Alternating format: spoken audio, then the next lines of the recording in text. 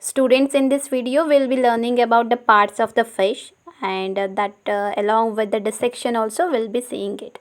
So here you can see the scales, dorsal fins, lateral lines, the caudal fins, pelvic fins, pectoral fin, gill, mouth, nostril and iris. These are the part fishes, and we'll be seeing it along with the example of these fishes. So here in this well, maybe you can see the beautiful fishes. I'll zoom it and I'll show it to you.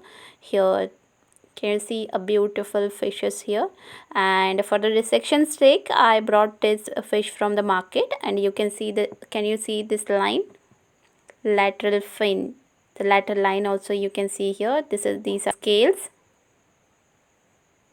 See here, can you see the small scales here, and this is a caudal fin, the backside fin.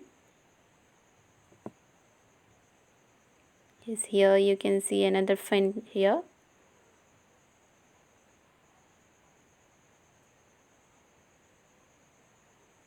Here in this side we have eyes, and if I'll open this one, you can see the gills also. The fishes are using it for the purpose of